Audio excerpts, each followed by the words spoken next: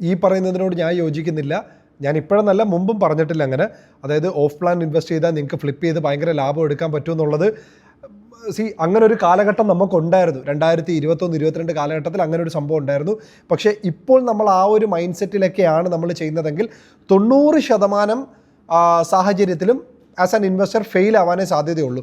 കാര്യം മാർക്കറ്റിൻ്റെ ഏറ്റവും ഒരു ക്രാഷായിട്ട് നിൽക്കുന്ന സ്ഥലത്ത് നിന്ന് ഇങ്ങനെ കയറുന്ന ഒരു ടൈമില്ലേ, അവിടെയൊക്കെ വെച്ച് ഇൻവെസ്റ്റ് ചെയ്ത് അത്രയും റിസ്ക് എടുത്ത് ഇൻവെസ്റ്റ് ചെയ്ത ആൾക്കാർക്കാണ് ഇന്ന് ഫ്ലിപ്പ് ചെയ്യാനൊക്കെ ഭയങ്കര സാധ്യതയുള്ളത്. ഇന്ന് ദുബായ് റിയൽ എസ്റ്റേറ്റ് എന്ന് പറയുന്ന ഒരു ഇൻവെസ്റ്റ്മെൻറ്റിനെ പറ്റി ലോകമെമ്പാടും അറിയാം. അപ്പോൾ ഇതായിട്ട് ഹൈപ്പായിട്ട് ചിന്തിക്കുന്ന ആൾക്കാരും ഉണ്ട്. അല്ലെങ്കിൽ ഓക്കെ ഇതിൻ്റെ എന്താണ് ഇതിൻ്റെ ഫണ്ടമെൻ്റൽ ആയിട്ടുള്ള റീസൺ എന്ന് മനസ്സിലാക്കി ചെയ്യുന്ന ആൾക്കാരുണ്ട്.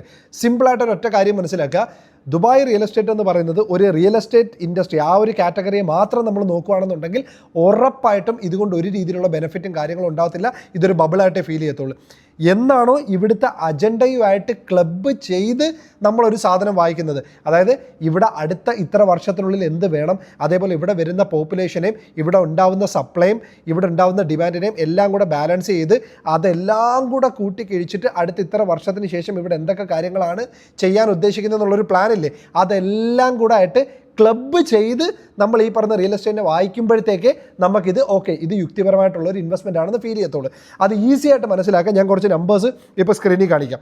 ഫോർ എക്സാമ്പിൾ, കഴിഞ്ഞ ഒരു 5 വർഷം കൊണ്ട് ഇവിടെ ഡെലിവർ ആയ യൂണിറ്റിൻ്റെ ഒരു സം എല്ലാം കൂടെ നമ്മൾ നോക്കുകയാണെങ്കിൽ 1,73,023 യൂണിറ്റാണ് ഇവിടെ ഡെലിവർ ആയത്. ഓക്കെ, പക്ഷേ അതേ സമയത്ത് ഇവിടെ വന്ന പോപ്പുലേഷൻ്റെ എണ്ണം എന്ന് പറയുന്നത് 6,31,100 ആണ്. അതായത് ഓൾമോസ്റ്റ് നിയർലി 27.4% ആൾക്കാർക്ക് മാച്ചപ്പ് ആവുന്ന യൂണിറ്റാണ് ഇവിടെ ഡെലിവർ ആയത്. വരുന്ന എല്ലാവരും റിയൽ എസ്റ്റേറ്റിൽ ഇൻവെസ്റ്റ് ചെയ്ത് പ്രോപ്പർട്ടി വാങ്ങിക്കാൻ പറ്റുന്നവരാണെന്ന് ഞാൻ പറയുന്നില്ല.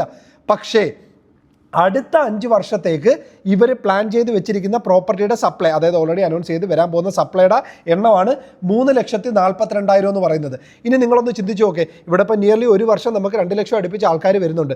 അങ്ങനെ അടുത്ത 5 വർഷം നോക്കുകയാണെങ്കിൽ നിയർലി 1 മില്യൺ ആൾക്കാർ ഇവിടെ വരാൻ പോകുന്നുണ്ട്. പക്ഷേ ഇതുവരെയും പ്ലാൻ ചെയ്തിരിക്കുന്നത് 3,42,000 യൂണിറ്റ് മാത്രമാണ്.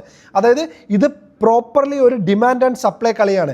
ഇന്ന് ഒരാൾ ഓഫ് പ്ലാൻ മാർക്കറ്റിൽ ഇൻവെസ്റ്റ് ചെയ്യുന്നത് ഇന്നത്തേക്ക് വേണ്ടിയല്ല, പ്യുവർലി ആ പറയുന്ന അജണ്ടയുമായിട്ട് ക്ലബ്ബ് ചെയ്ത് ഫ്യൂച്ചറിനെ വിശ്വസിച്ച് ആ ഒരു കോൺസെപ്റ്റിൽ ഇൻവെസ്റ്റ് ചെയ്തിട്ട് നമ്മൾ ലോങ് ടേമിലേക്ക് വെയിറ്റ് ചെയ്തിരിക്കുക. അങ്ങനെ ഒരു മൈൻഡ് സെറ്റ് ആണെങ്കിൽ മാത്രമേ ഇൻവെസ്റ്റ് ചെയ്യാവൂ. അല്ലാതെ ഫ്ലിപ്പ് ചെയ്യുന്ന മൈൻഡിൽ നിങ്ങൾ ദയവ് ചെയ്ത് കയറാതിരിക്കുക.